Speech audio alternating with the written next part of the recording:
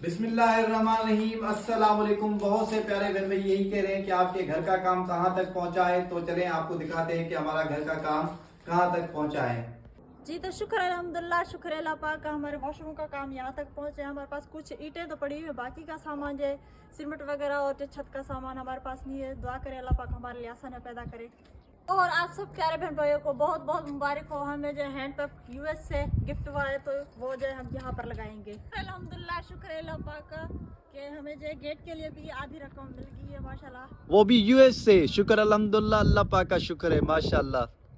जी। तो gate, hand pump और शुक्र है अल्हम्दुलिल्लाह, शुक्र है अल्लाह पाक का। और दरख्त किसी प्यारी सी सिस्टर ने हमें जो है अमेरिका से गिफ्ट किया है। दुआ करें उनके लिए, अल्लाह पाक आपको खुश रखे, आबाद रखे, जहाँ भी रहे खुश रहे, आबाद रहे, हंसते रहे, मुस्कुराते रहे, आमीन।